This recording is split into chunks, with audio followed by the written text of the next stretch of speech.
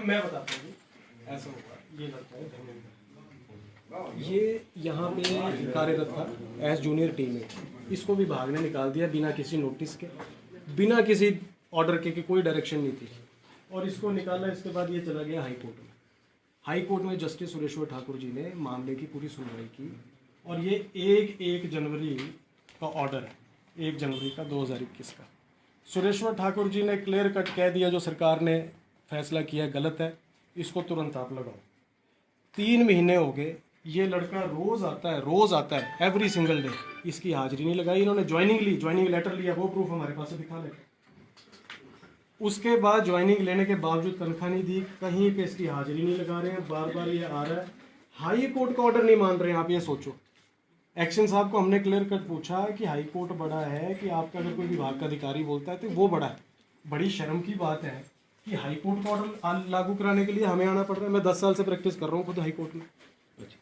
उसके बाद ये कहते हैं कि जी हम नहीं लगा सकते। चलो एक्शन साहब की बात भी हम मान लेते हैं कि एक्शन साहब ने ऊपर बात की, इन्होंने डीलिंग हैंड अपना भेजा, वो मैं इनके मुंह पे कह रहा हूँ। एक्शन साहब गए, इन्होंने अपना खुद नहीं गए, बंदा भेजा।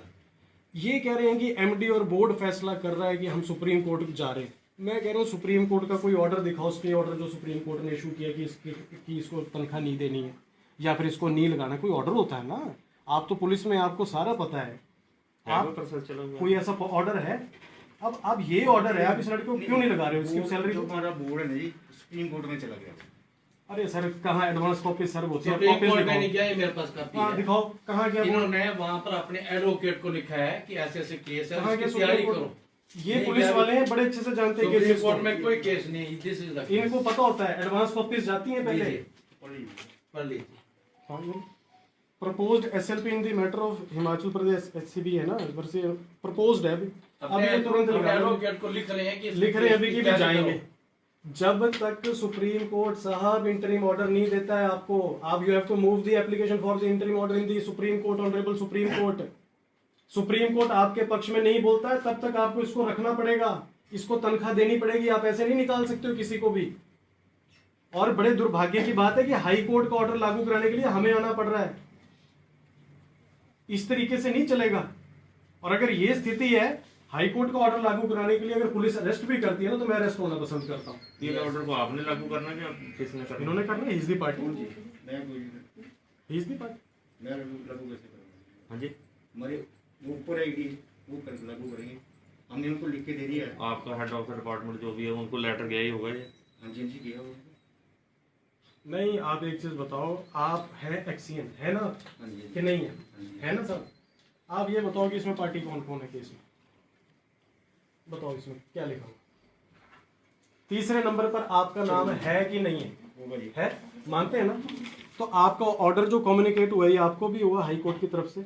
माननीय उच्च न्यायालय ने, जो वहां पे जज हैं हमारे माननीय, उन्होंने सीधे तौर पर आपको भी पार्टी बनाकर आदेश दिया है। आप इस चीज को समझिए। अब कंफ्यूजन है आपके दिमाग में। अब आपके पास 2 ऑप्शन है। मैं उस दिन भी कह रहा था, या तो हाई कोर्ट का ऑर्डर मानो, या फिर आपका जो अधिकारी है या फिर कोई नेता यहाँ का वो फोन करता है उसकी बात मानो। दोनों में से एक आदमी की बात मानो। और मैंने आपको एक और चीज बोली है, बोलो बोलो। जो डिसीजन हुआ ना जी, उसमें पार्टियों में आता है। हाँ ठीक है। अब उसके लिए हमने ईडीसी लेने, अरे सारे ईडी को हम नहीं जानते। अब यहाँ पे गरीब आदमी ईडी में नहीं जाएगा। और सुप्रीम कोर्ट की बात भी मैं बता देता हूँ, ये इंडिविजुअल केस जा रहा है। आप एक आदमी को सुप्रीम कोर्ट लेकर जा रहे हैं, आपका विभागीय, तो इस लेवल पर जाएगा। पहले तो जाएगा ही नहीं। अगर जाता है तो हमारे को एडवांस कॉपीज चाहिए उसकी। दूसरा, तब तक भी आपको सैलरी देनी पड़ेगी इसकी। आप इसकी सैलरी नहीं रोक सकते हो। आपने इसकी ज्वाइनिंग ली है, ये हो क्या रहा है स्टेटमेंट? ज्वाइनिंग ले ली है, ज्वाइनिंग ली है, लेटर लिए, दिखा लेटर दिखा, कहाँ पे? 5 महीने से 5 महीने ज्वाइनिंग की है। गुंडागर्दी है तो गुंडागर्दी है। ये लीगल संकट जयराम ठाकुर जी की सरकार में ही हो सकता है। ये पहले कभी नहीं हुआ जिंदगी में कि इस तरह का कॉन्स्टिट्यूशनल ये संकट खड़ा कर दे यहाँ पे कि पुलिस यहाँ पे है, अधिकारी यहाँ पे है, नेता यहाँ पे, जनता यहाँ पे है। पता ही नहीं है हाईकोर्ट क्या है। मैं हाईकोर्ट जाऊंगा, मेरे को अरेस्ट करें, मैं हाईकोर्ट में जवाब दूंगा, बेल भी मैं हाईकोर्ट अप्लाई करूंगा। मैं बताऊंगा साहब मैं आपको ऑर्डर करने के लिए गया था। कमाल की बात। ये ज्वाइनिंग दी है इसने लड़के ने, क्यों नहीं दी? ये पहले टर्मिनेशन लेटर था, ये कोर्ट ने ये फैसला लिया। कोर्ट ने बोला अलाउ करिए रिट पिटिशन, आप सब समझते हैं, होता है the same is allowed and the impugned in action A5 is question and set aside. इसको क्वेश्चन कर दिया ऑर्डर में, जो इसके रिमूवल का था। उसके बाद इस बंदे ने यहाँ पर ज्वाइन किया, इसने हाई कोर्ट का ऑर्डर दे दिया रिपोर्ट। ये देख लो, ये लिख रहे हैं जहाँ आपने दे दिए थे ऑर्डर हाई कोर्ट वाले, हाई कोर्ट वाले ऑर्डर दिए। उसके बाद इसने 10 बार, ये डायरी नंबर ये देखो सर, इसी दफ्तर का।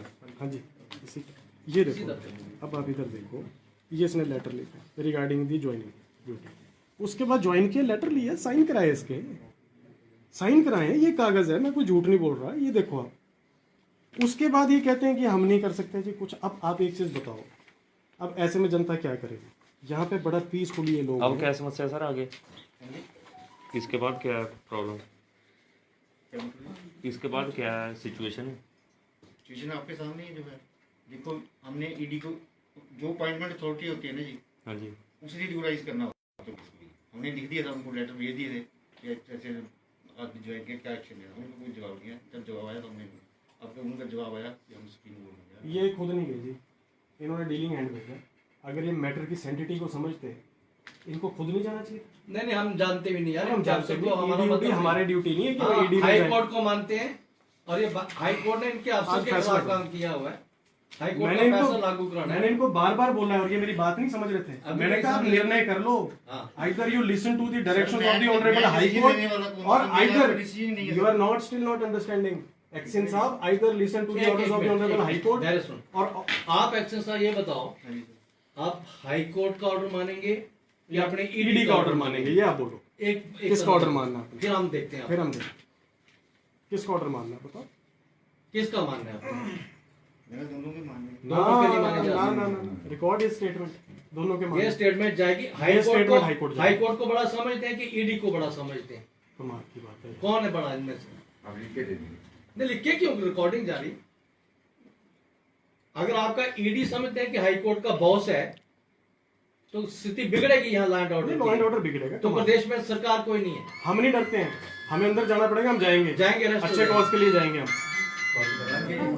मगर हम कोर्ट में, I am telling you, I will go to the court. और सिंपल सी बात है यार, एक आदमी निकाला हुआ है, इसकी 8-8,500 पे कितनी तनख्वाह दी? 8400 तनख्वाह नहीं है। उस आदमी को आप निकाल के उसके बाद कोर्ट कह रहे हैं लगा दो, फिर नहीं आप लगा रहे। अच्छा, फिर हमने एक और चीज इनको कही, मैंने कहा हम समझते हैं, एक सेकंड, इनसे मैंने रिक्वेस्ट की, आप फिर इससे निकल जाएं एक्सिन साहब, अगर आपके बस की बात नहीं है, आप सिंपल हमें लिख के दो कि मुझे वहाँ से ऑर्डर आया है कि नहीं लगाना। दूसरा, मेरे सीनियर ऑफिसर्स का टेलीफोनिक कन्वर्सेशन पे मेरे को ऑर्डर है कि हम नहीं लगा सकते। और दूसरा, हमने इनको बोला कि आप ये लिख के दे दो कि हमने अपील जो है सुप्रीम कोर्ट में फाइल कर दी है, जो ये हमारे को मुख्य जुबानी बोल रहे हैं, लिख के देने को तैयार नहीं। हम कम से कम कोर्ट जाने लायक तो बने। अगर हमने कल को कंटेम्प्ट मूव करनी है या फिर हमने कोर्ट में दोबारा से जाना है कि जनाब आपको ऑर्डर नहीं मान रहे, कोर्ट हमसे पूछेगा कि कहाँ नहीं मान रहा आपने, तो कुछ लिख के तो दो हमें। आप लिख के देने को तैयार नहीं। अरे साहब, आपका चाहिए हमें लिख के, आप हमें बिल्कुल बेवकूफ़ ना समझे। हमारा ईडी लिख रहा है, ईडी उडी को हम नहीं, ईडी आप यहाँ पे मौके के अफसर हैं डिवीजन के, आप डिवीजन के अफसर हैं और प्रपोज्ड एसएलपी, और इसमें ये नहीं, और प्रपोज्ड है। प्रपोज्ड का मतलब समझते हैं ना, प्रपोज्ड का क्या मतलब होता है ये आप समझिए। हिमाचल प्रदेश पुलिस, जैसा कि आप देख रहे हैं, कोई, अरे भैया जब आप सच्चाई की बात कर रहे हैं, प्रदेश की पुलिस और जो ये अधिकारी हैं, इनके पास भी अब कोई जवाब नहीं, जा रहे हैं बाहर। कितना कितना कॉन्स्टिट्यूशनल संकट खड़ा करते हैं। जयराम सरकार, और हमारी कोई एक्शन साहब से लड़ाई नहीं है, हमारी किसी अधिकारी से लड़ाई नहीं है, हमारी किसी व्यक्ति से लड़ाई नहीं है। हमारी लड़ाई है कि भाई इस आदमी को लगाओ, क्यों नहीं लगा रहे हो, क्यों नहीं लगा रहे हो, क्या इतनी बड़ी ईगो है, इस आदमी को क्यों नहीं रखा जा रहा। सिर्फ धर्मेंद्र का क्वेश्चन नहीं है साहब, सिर्फ एक आदमी का प्रश्न नहीं है, युवाओं के साथ क्या हो रहा है हमारे साथ, क्वेश्चन ये है। इस एक आदमी है, चाहे ये एक युवा है, मगर हम इसको सड़क पे नहीं आने देंगे, ये बात हम क्लियर कह रहे हैं। और जयराम सरकार और ये अधिकारी अगर गलत फहमी है कि पुलिस का दबाव और डर दिखा के हमें रास्ते से भटकाएंगे, तो हम रास्ते से भटकेंगे नहीं। एक नहीं, सैकड़ों लोग यहाँ गिरफ्तारियों के लिए तैयार बैठे हुए हैं। और हम ये कह रहे हैं ना, एक्शन साहब कह रहे हैं कि चलो, मैं इनको भी नहीं मैं रिपीट करना चाहता, ये भी पसोपेश की स्थिति में है, मगर एक इतना विवेक होना चाहिए जब आप इतना पढ़ लिख के टेस्ट क्वालिफाई करके आते हैं कि हु इज़ द अथॉरिटी किसकी बात माननी है? अरे भैया, न्यायालय की बात माननी होती है। माननीय उच्च न्यायालय का जब कोई आदेश आता है उसका कोई मतलब है, उसका कोई अर्थ है, कोई मजाक नहीं चल रहा है ये। मैं समझ नहीं पा रहा हूँ कि इनके लॉ ऑफिसर्स कैसे हैं, इनके लीगल गाइडेंस कैसी है, और ये क्या चाह रहे हैं कि अब सुप्रीम कोर्ट जाए। मैं कह रहा हूँ, जो जनता सुन रही है, अगर मैं गलत कह रहा हूँ तो मेरे को आप काटे। सुप्रीम कोर्ट में कितना खर्चा होता है साहब? सब लोग यहाँ पे बैठे हैं, बताओ। अगर ये सुप्रीम कोर्ट चले गए तो क्या ये आदमी 10 लाख रुपए फीस देके सुप्रीम कोर्ट में अच्छा वकील कर लेगा? सवाल ही पैदा नहीं है, रोटी मिल नहीं रही है। इसका मतलब सरकार की चाल है कि सुप्रीम कोर्ट जाओ, और ये आगे सुप्रीम कोर्ट में केस लड़ नहीं पाएगा तो ऐसा करेंगे तो हराओ। और एक केस के लिए जाना, हम बार बार कह रहे हैं, एक केस के लिए सुप्रीम कोर्ट जाना, सिर्फ एक आदमी के लिए ये प्रेयर लेकर कि जी वो इस आदमी को ना लगे इसलिए सुप्रीम कोर्ट जाएंगे। खर्चा करेंगे 24, 25, 30 लाख रुपया खर्चा कर लेंगे, सालों साल केस लड़ लेंगे, मगर इसको नौकरी पे नहीं रखेंगे। ये विभाग है इलेक्ट्रिसिटी विभाग, शर्म आती है बोलते हुए हमारे को। कहाँ तो दिल्ली जैसे राज्यों में बिजली मुफ्त कर रहे हैं, वहां पे इलेक्ट्रिसिटी डिपार्टमेंट क्या कर रहा है? वहां पे एक अलग चीज चल रही है, हिमाचल से बिजली खरीदते हैं और दिल्ली में मुफ्त करके बेच रहे हैं लोगों को।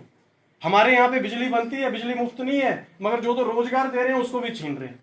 ये ऐसे चलेगी सरकार?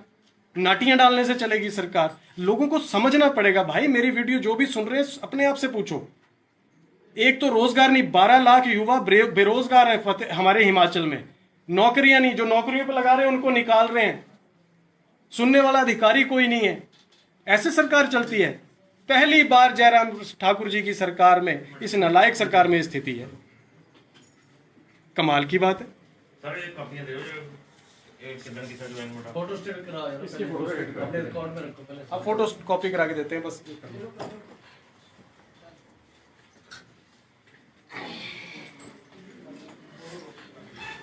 Good.